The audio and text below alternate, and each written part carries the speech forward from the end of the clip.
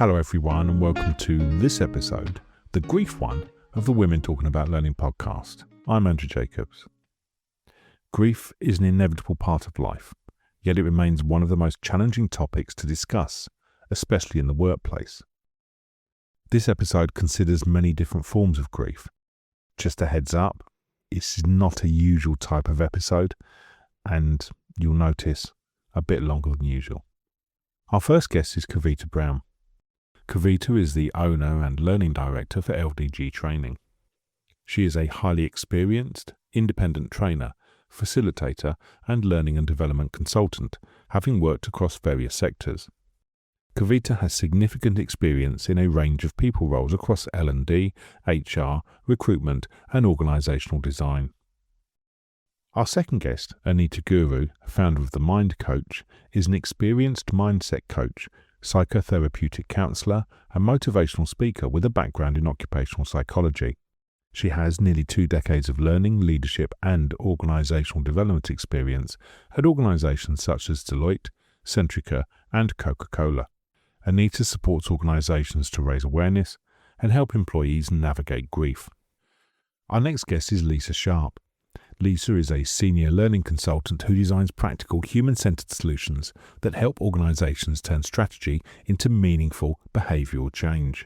With more than 15 years of experience across a broad range of industries, she has led onboarding, leadership development and change initiatives within complex regulated environments. Our final guest is Sarah Jane Bellion.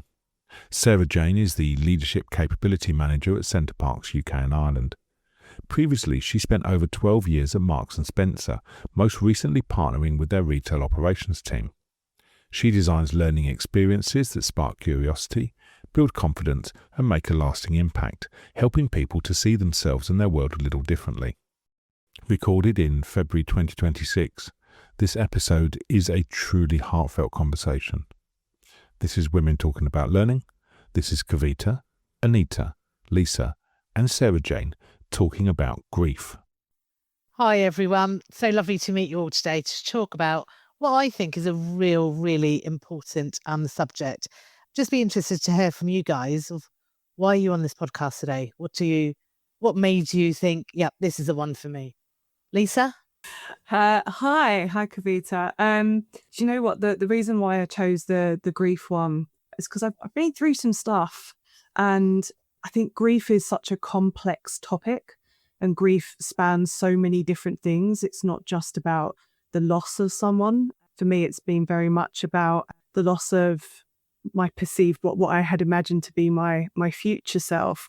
And with a breast cancer diagnosis, or a couple of them, grief has been an interesting one to navigate. So I think it's a really important topic. I think it's so applicable to everything in life, but especially when it comes to corporations and supporting workers going through that grief process in whatever way that is. Sarah, what about you?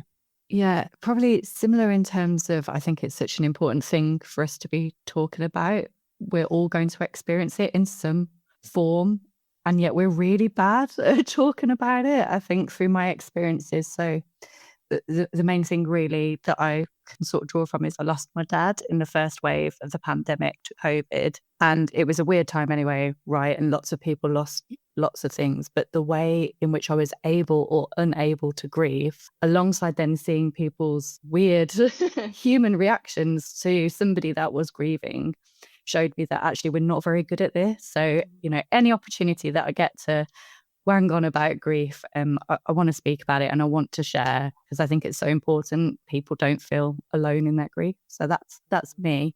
How about you, Anita? Hi, really nice to be with you all today. And I think for me it's a lot of lived experience. So losing my parents and then also experiencing infertility. So I think there's different kinds of grief which people don't necessarily understand. And there are times where I didn't expect to feel grief, but I did. And I think just to echo what you were saying, people can feel incredibly isolated when they experience grief. And the more we normalize it, the more we talk about it, because we're all going to be hit by it at some stage in our lives. So I think the more we can talk about it, people are less likely to do it alone and suffer alone. So I think that's one of my big drivers. And I'm just wondering also for you, Kavita, what's your why in joining this conversation?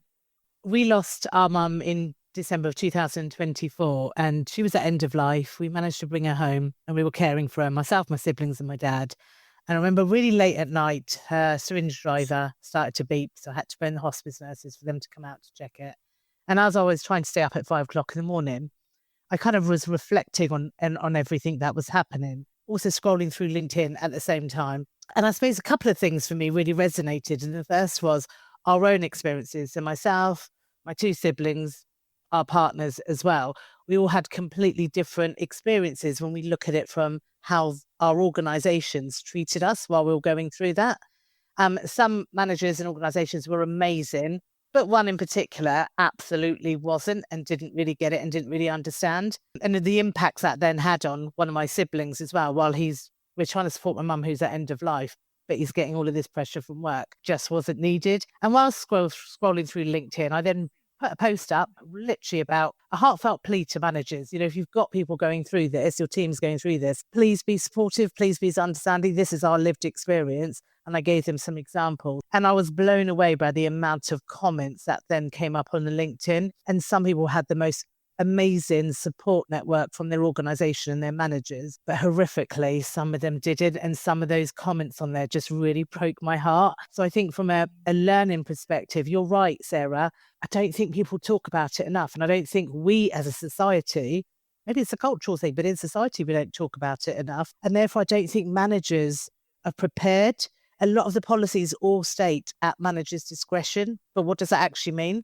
And I think a lot of managers don't know how to handle it. I mean, I've heard managers say, well, I haven't experienced it, so just get on with it. So, yeah, I think for me, it really was something that actually there's a valuable learning in there for everybody, not just our own experiences, what we're going through and what some of my siblings unfortunately faced during that event, but also that wider impact on organisations. I know, Lisa, you spoke about organisations as well and really getting them to understand and be supportive, whatever that grief looks like. Does anybody think of why? Why is that happening? Why don't we talk? Because there are some cultures out there, different countries out there who are really expressive, really speak about it, really support individuals through that whole grief stages, mourning, etc. I can't put my finger on why we don't. It's very much we'll across the road to not ask that question or speak to somebody. I have thoughts, Kavita. It's easy to hide behind a process or to follow a process than it is to think about having to be a human when it comes to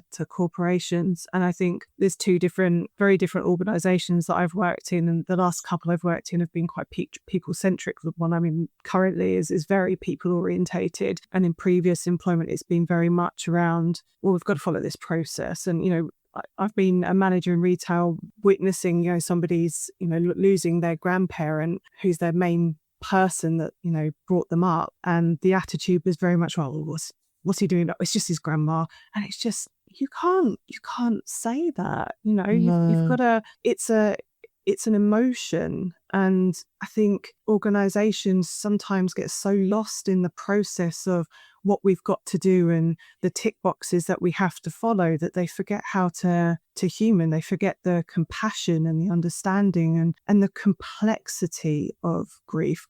Grief is like this thing that you just walk around with and you live with, and it's always there. And over time, it gets easier to manage. You can kind of put it to one side to a certain degree, but something's always going to come and knock you off your feet again. And then you've got this grief bubble surrounding you again. And it's not something that it gets easier to deal with in terms of living with it, but the emotions are still there. And I suppose you find ways to, when I look at my journey, and I think I've just found ways to keep putting one foot in front of the other, and way to kind of like navigate way through a new life now without, mum at the head of our family kind of thing, as well. But yeah, I think that's interesting when you say that some managers, organisations forget the human in that. Now, I was going to say what that really draws on is empathy. So the lack of empathy in the workplace. So if you haven't been through a loss, what you do as a manager, for example, you draw on the empathy and imagine how it might feel. Imagine what that person might need. And for example, when I lost my mum and I went back to work, I think when I was in the grief, I couldn't see how deep I was in it. So it almost takes a manager to be able to recognize that, okay, this person's had a big loss in their life. I had brain fog. I couldn't concentrate. I couldn't function at the capacity I was before that. And that was really hard for me to be able to work. But I just did it. Went to work, wore the mask because you're expected to be over it after a certain period of time. But I think we were touching on there is it never goes. It forms a part of your life and your life builds around it. Yeah, absolutely. I think that's what I was just going to draw on, Anita. The piece around it perhaps doesn't actually get easier. It's just our lives get bigger. Our lives continue. The grief stays the same, actually, but our lives continue around that grief. And so there's more things taking our attention. Whereas at the moment of that grief really hitting hard, that full attention, I think kind of that question around why do we not talk about it? It's because it's dirty, right? It's hard, it's uncomfortable, it's really difficult to talk about, it's messy. Grief doesn't look one way. It's not the picture of somebody crying, it's not the picture of somebody not being able to function. Quite often you could be grieving and life continues, there's a dark humor around grief, and that's certainly what helped me through quite a lot of difficult times. And I think that's why people struggle. But I think you're right, Kavita. I definitely have seen when I've been sort of traveling, I had the privilege of being able to sort of witness some funerals that were happening in Nepal, and it is so different. And it was the outward expression of grief at that moment is like nothing I've ever witnessed, and that's always sort of stuck with me, that we just don't really have that. And funerals, I think as a child, I was never invited to attend funerals. I don't know if that plays out for any of you guys. I sadly did. We had a lot of elderly relatives, and my great grandma, for example. I can't remember how old I was, but I do remember that my dad was holding me during this and carrying me during the funeral. So I must have been, I don't know, 2, 3 maybe, when she passed away. But I suppose in our families, in my culture, we always, the kids have always gone there, but that hasn't progressed into the next generation. So when I look at my friends or my family who've had kids and they're younger, they just do not take them to funerals whatsoever. It's almost like we try to protect them. Do you think then, Sarah, building what you said, do you think we don't want to talk about it because we don't, not only that it's so complex, but that we don't want to think about it? We don't want to think about it because that means we have to think about it a bit for ourselves as well. Perhaps there's a denial aspect. I think if you've not experienced a loss of some kind, because we're saying that grief isn't just about somebody dying, it could be lots of different versions of grief. If you've not experienced that so far in your life, it's quite difficult to put yourself into those shoes. And I think we often sort of confuse sympathy with empathy, etc. I know we were talking about that a moment ago, Anita. But I just think it's because it's really hard. They're really hard conversations to have, and they require a level of vulnerability. We're here talking about this. I don't typically talk about this in a public forum, but I'll talk to everybody that I meet that wants to talk about it. But I'm really bad at talking to my family about it. And they're the people that are experiencing it alongside me. And I'm here going, we should talk about it more. I can't talk to my family about it. So I think it's because it's really hard. I think I found it, this is a tough podcast, because this is going to bring up emotions, isn't it? I've been through 2 breast cancer episodes. One of my right one tried to get me 5 years ago. And then my left one tried to get me in August last year. And you're facing your mortality because you don't know what the outcome is going to be when you get that diagnosis. And understandably, people don't know what to do with that at all, because it's really interesting to see how people have different friends and family react in those situations as well. My brother was very much, I'm going to drop everything, talk to me. And he was there from the offset. And then you have friends that they don't know what to say, so they do. I had friends turn up and spend the night with me because I was scared to be on my own. I had friends turn up with meals that they cooked for me, or just turned up just to cook, or just to sit with me. And I, going into hospital, I was getting really, really overwhelmed because I ended up having to have a double mastectomy and reconstructive surgery last year, and I was just terrified. And I think, well, one of my friends turned up and cleaned my house for me, because that was, you just obsess over the weirdest things when you're going through some of that. But it's just, what I found was that the first time around I didn't talk so much about it. I kept it bottled up. I didn't want to upset any people. I use comfort, I use humour as a defence mechanism and as a protective thing. You know, if I make people laugh, then I can make other people's discomfort more comfortable. And this time I didn't do that. You know, I spoke really openly and rawly about it. And I think showing that vulnerability and letting people in and see the ugly side of it, because grief isn't sexy, but that ugly side of grief, seeing the ugly crying and the desperation and the fear and the unknown, it just meant that they could find their own way with things. You know, they could find their own way to show me love and to show me support and to show up when I needed them the most. And sometimes people just sent me messages that I don't know what to say. Yeah. I'm I just think that's sorry. the thing, isn't it? Sometimes I don't think I would expect anybody to say the right thing or even say anything to me. Sometimes it's just having somebody there who will. You're right. You know, those people that actually do show up, they don't know what to say, but they'll just help you in whatever way that may well be. Or those that will send that message to you when you're having a bad day, or just check in on you. But I think sometimes, do we overthink it? Do we think, well, don't we know what to say? What if I make the situation worse? What if I make them upset? So it's better to cross the road and avoid them. And I would always say, but you don't have to say anything. You just have to be there. I think I always thought that saying something was better than saying nothing. But then I was met with toxic positivity of, or cheer up, or you'll look great with a bald head, or It will get better. Whoa. No, because it kind of minimizes what you're kind of going through. And I'd like to think that, you know, with the loss of, you know, your parents and your situations, Anita, Sarah and Kavita, I'd like to think that nobody turned around and said, well, cheer up, it could be worse. I did have, it could be worse. I mean, yeah, maybe, but everyone's situation is your own experience, and there is no right or wrong way of dealing with grief. I think just showing up in some way rather than just sitting there silently observing and coming back where everything's a bit lighter. I think you can't really avoid the heavy stuff. And I think to Sarah's point earlier, I think you're mirroring their worst fears. And I think that's a biggie for people to kind of, a hurdle for people to get around. And I think you've hit the nail on the head. Sorry, Anita.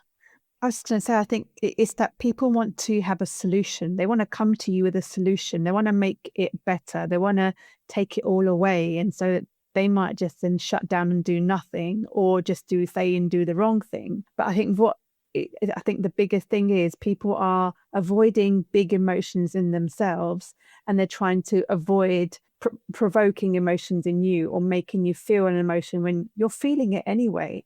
So it's almost like you sometimes have to just sit with these difficult emotions and maybe experience it together, imagine what it might be like, and just allow that to happen, because the emotions don't evaporate, they don't just disappear, they need to be experienced, and that's a massive part of grief.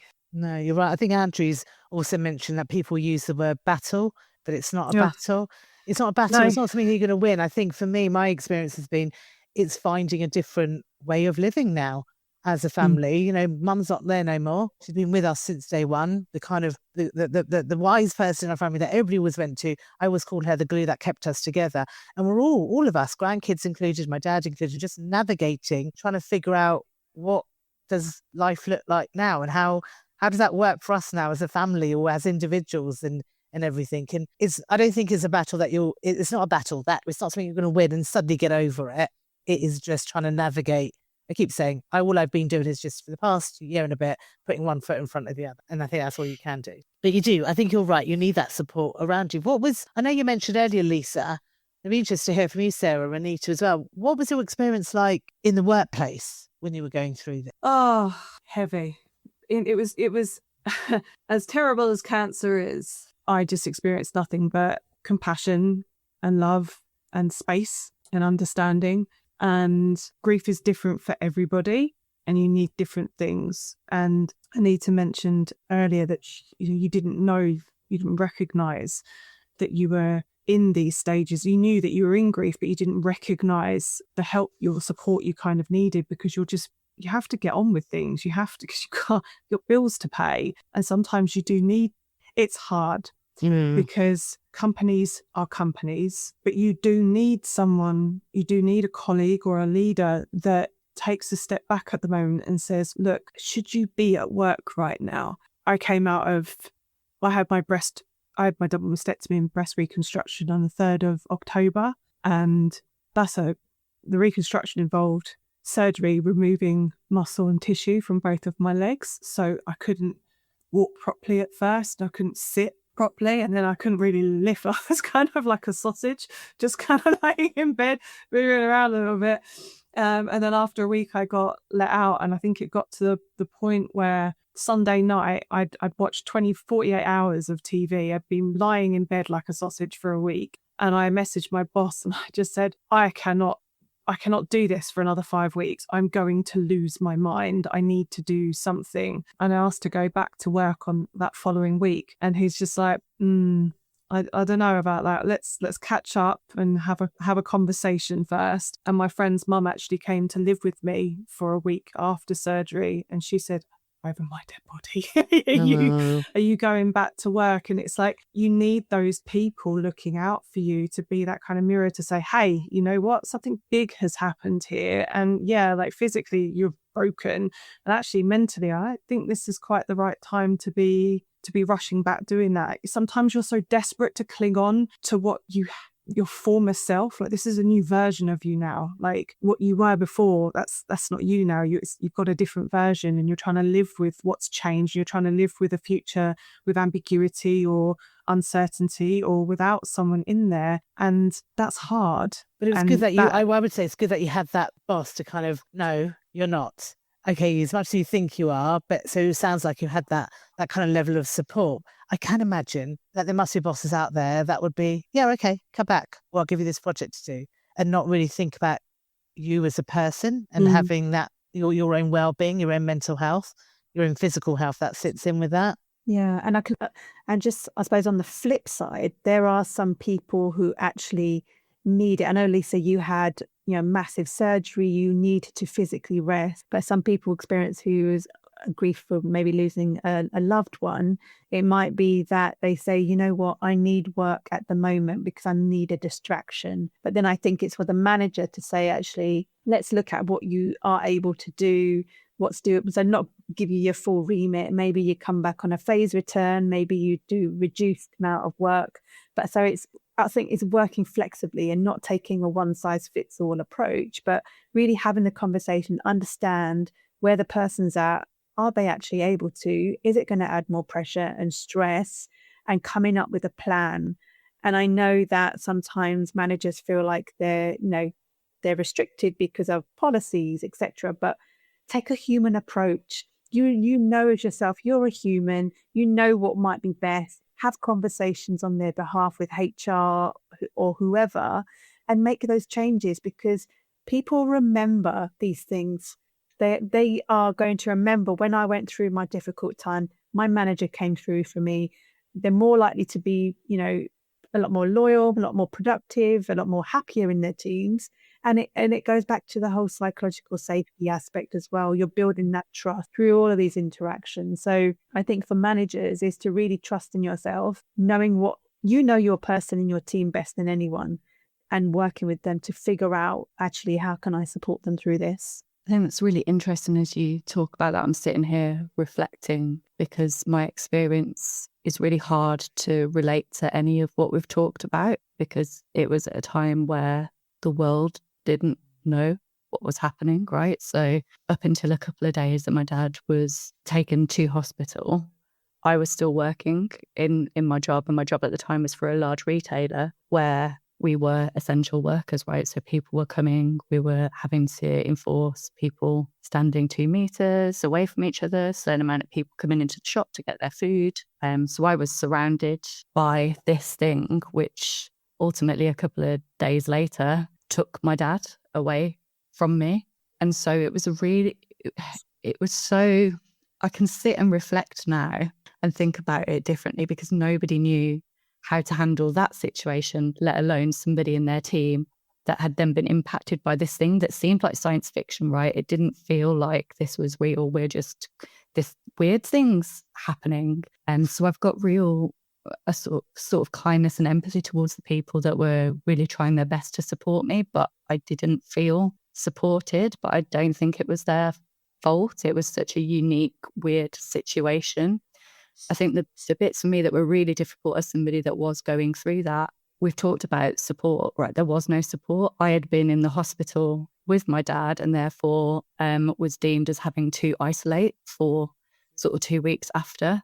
I didn't want to go and stay where I lived on my own for 2 weeks after watching my dad die. So I went and lived with my mum and moved back into my childhood home for 2 weeks, which was the hardest experience, being with somebody who had not been able to see their partner of nearly 40 years, sort of say goodbye to him. I was the conduit for that, right? Didn't even have a video. It was just via telephone. He wasn't conscious. But having to move back in to that home and be stuck, there was no escape. I remember as soon as that isolation period was over, the first thing I did was I borrowed my mum's bike and I just cycled down the canals. And the one thing, I'm getting quite emotional because the one thing that I can really remember is how alive everything felt. And seeing the nature and the water and the sunshine, it just felt so alive. So for me, it was a really weird experience because all of my, I was really like forced to sit with my emotions, and I was forced to sort of,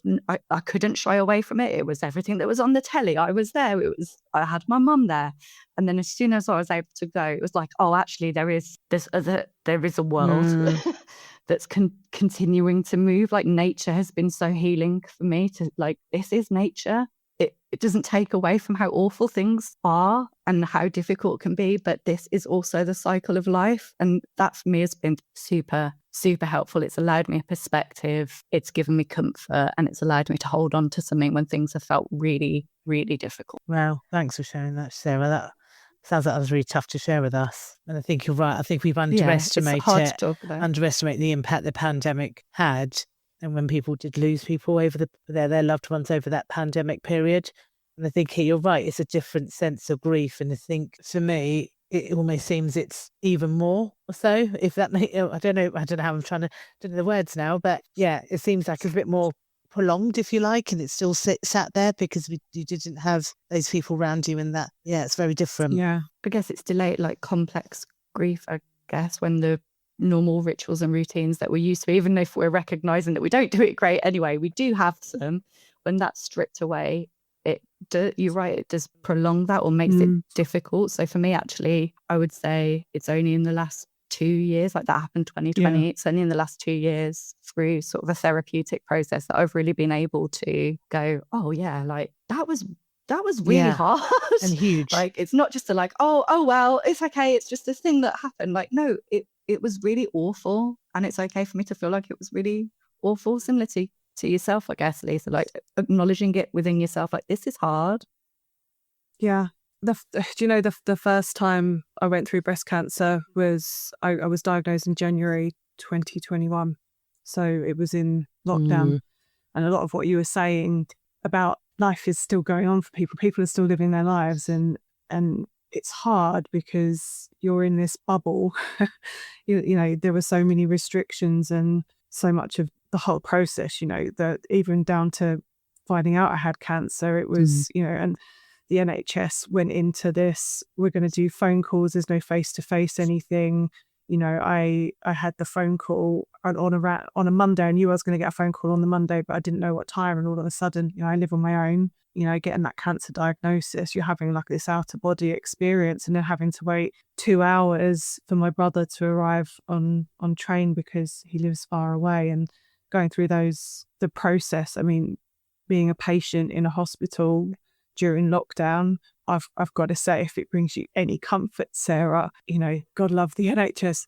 They broke the distancing rules to give me hugs at the moments that I was going in for the first time I'd had a lumpectomy. They were just holding me. They were holding my hand. They were giving me a hug. I mean, obviously they've been isolating and you know, but I was just it was isolating, but there was a lot of love being shown by those key workers to make sure that they were trying to do the best they could given the situation to give you that comfort. But yeah, I completely relate to what you're saying, that you need the things when you're going through grief. You need to find the things that keep you grounded and link and anchor you back to some part of yourself. And a lot of that is, I need some form of control to get that back. And riding that bike with the wind kind of going through your hair, it kind of makes you feel alive. And my version of that has always been weightlifting and the gym. And as long as I can get to the gym and throw some heavy weights around, it helps clear my head. And counselling and therapy has been a huge part of my life for probably the last 6 years. It's been game changing for me. But Anita, you mentioned earlier around not knowing kind of what you needed, but reflecting on your experiences now, how could you have been better supported, whether that's, in personal life with friends and loved ones, or in the workplace? What would you want to see, or what would you have wanted to happen, or what could have happened that would have made you feel more supported? I think what you've both shared, I think unique situations. There's a lot of trauma, I think, during the pandemic. And I think the big aspect of what can help with that is if you have people around you, which you couldn't. And it makes me think about when I was going through like infertility, and I was going through rounds and rounds of IVF, and then coming to the end of my journey, it was no one was sitting with me in my pain. No one was sitting or even asking or even acknowledging. So I was kind of just there navigating life, being around people, but I was sitting in the grief by myself. So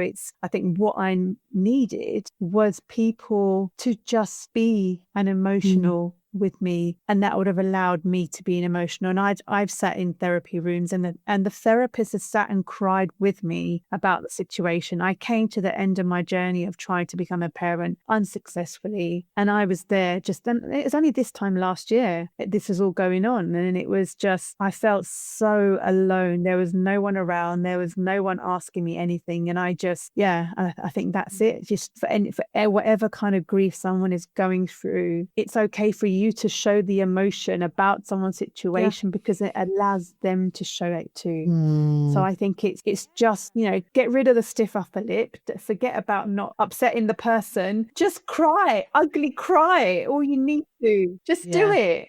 I think it comes back to what I think he said, right? We all said right at the beginning, it's just bringing the humanity back into it. So Lisa, just coming back to what you were saying, the bit that resonated with me was that the nurses did hold your hand. They did hug you. It's just being human, I think. And I know we spoke about empathy earlier on, but even for me, I'm thinking, okay, sometimes leadership, leaders and managers and friends, whoever, keep thinking about this word empathy, and we need to train our staff in empathy, we need to be more empathetic. And I just think we just need to be more human. I don't forget even empathy, just be a decent, caring human being. That's what I think all of us experience, what we've experienced and experiencing. That's what we just need. We just need people to be human.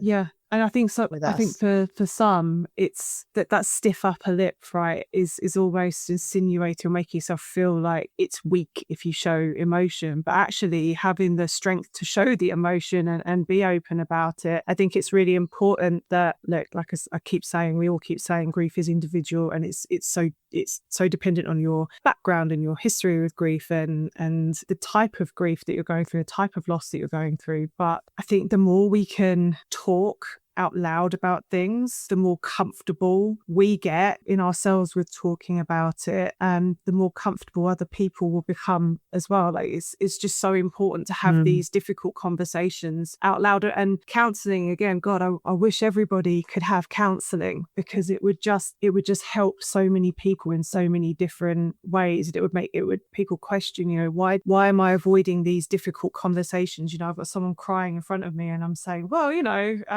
it's Friday, so that's good, isn't it? And then like walking off, make people question that a little bit more, because it's human instinct, isn't it? If somebody's crying, surely it's human instinct to want to help and support them, and just so in the workplace you can't always, it's not always appropriate to give a hug, but it is that human to human connection. It's not weak to show emotion, and not to sit behind policies and procedures. Absolutely. So, but policy says this: you only have 5 days, compassionate leave or whatever it may well be. Don't even get me started on compassionate leave. Yeah.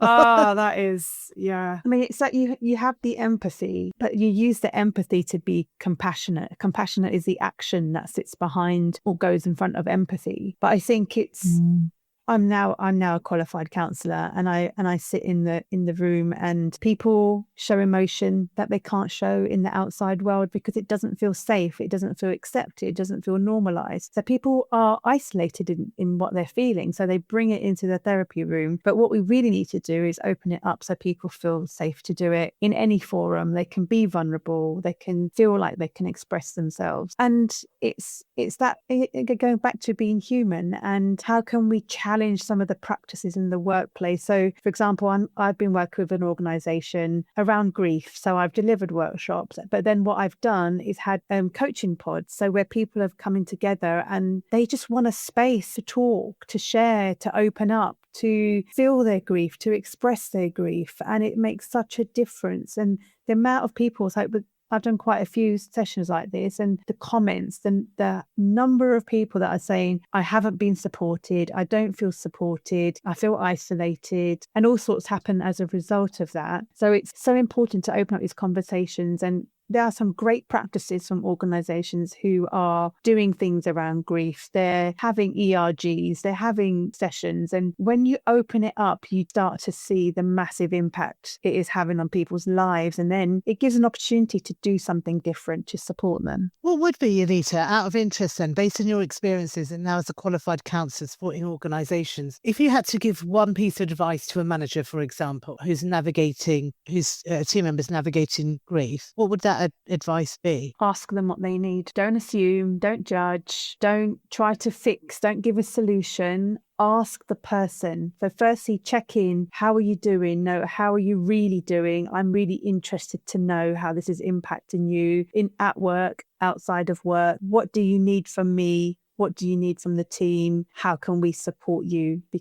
And even just recognizing that it's a big thing that's happened in your life, and we want to make sure you're not impacted, and want to support you the best way that we can. So you tell me what you need, and if that person says, I don't know what I need, then say, okay, let's start with practical things like, okay, so are you able to be at work? If they say yes, I want to be at work, okay, so let's look at your workload. How can we reduce it? How can we maybe delegate it out and make it manageable so that you're not trying to function as you were before, because that is likely to be difficult. Obviously you don't want to be telling the person this is how you're going to be feeling, but saying, okay, this is what so it's all in the language. And the other thing, and I think you've touched on it before, is not to minimize it, and no, at least, or why don't you just, because that does make the person feel like, oh, what I'm feeling is not valid, it's I should be feeling better or whatever. So it's avoiding solution mode, ask the person what they need, and also validate what they might be feeling. Oh, that's brilliant. That's great advice. And I really hope that people listening will take that on board to really bring that humanity back and really support individuals, whether you're a manager, whether you're a friend, partner or somebody, whoever. I think those things are really key, and hopefully the stigma of not talking about it starts to lessen. I think you're right, Lisa and Sarah. We do need to talk about it more. We should, not only at work, but outside of work. I think what struck me, Kavita, is it's difficult, right? But all of us have jumped at the chance to share our experiences and connect with each other. And we've all had really hard, horrible, awful things happen. But we want to share with each other, and we want to connect, and we want to feel safe amongst each other. So there's a yearning for us to do that. It's just, to your point, Anita, how do we create those safe spaces outside of the therapy room? Because, it's not always accessible to everybody. I had great experiences, but it's not always an option. And I think as a leader of a team, you can help to create some of that safe space for sure. Well, yeah, there's also an opportunity for organisations to make sure that people have access to wellbeing support because I'm lucky. I'm in a position that I can pay for counselling. I don't have to because we've got private medical insurance where I am, and that was the same for previous couple of places that I've been. But I know that there are a lot of situations where that mental health aspect side of things it's a bigger priority for organisations, but I'm not confident that every single organisation has got the right tools in place to do that. And I think, but challenge it. If you can see that somebody, if it's you that's dealing with that, or if you can see like a member of staff or a friend or family member that's dealing with that stuff, you can be that voice. You can put something forward and say, hey, look, you know what? I'm noticing this a lot. We don't have something here. What are we doing about that? You do have a voice in that organisation to try and make changes. I know that's probably quite Disney-esque of me to think that, but I've never worked somewhere that there aren't ways that you can try and make a change. And I think equally that is also making sure people are aware of what you have available. So a lot of people might not understand the EAP.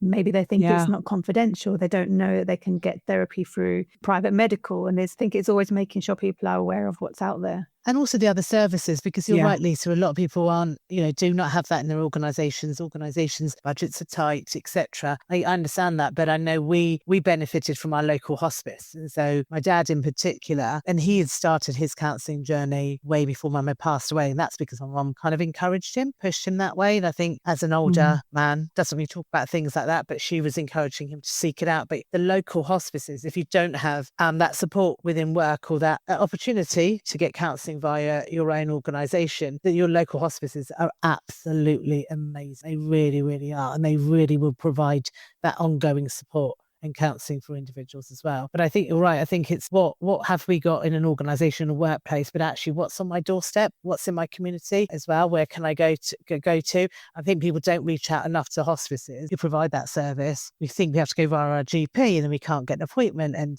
get on a referral list, etc. Yeah, so really, maybe that's the same thing organisations can do, to look in their local areas and say, okay, we can't provide X, Y, Z, but we can signpost you to other services that we work closely with or recommend. I was just going to say, Cruise is the largest bereavement charity. They have support groups and services, and there's lots of other smaller charities who offer more specialised, for example, for children. So it's always worth looking online for charities that can offer support.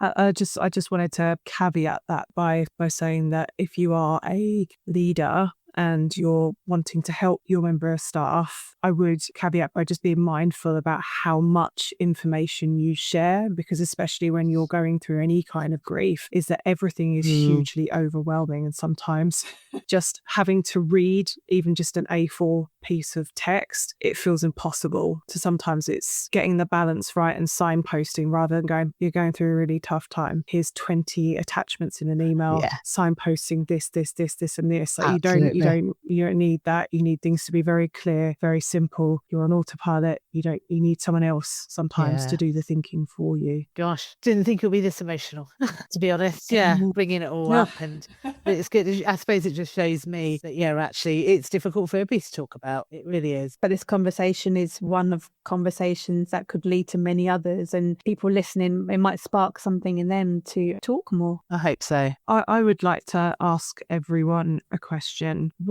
I'll start with Anita. What's the thing you're most proud of yourself as you've kind of moved through grief? What's the thing that you've learned most about yourself, and what's the thing that you're proud most of yourself for? I think it's the recognizing that grief doesn't have an end point, and allowing myself to feel and have compassion for myself when grief emerges. So, for example, for my mum, when it's her birthday, when it's Mother's Day, when it's her anniversary, it's knowing that actually it's okay. I am going to feel upset and it's normal. And there's this great video I came across on BBC, and it talked about grief, and there was just a visual of it depicts how grief forms part of your life and your life grows around it. And that for me was a turning point, that actually, grief is part of me now, and it's how I navigate and move forward. So I think that's it for me. Kavita, how about yourself? Mine's probably slightly different to that. I think mine, what I'm probably most proud of, I suppose, is actually I'm a lot stronger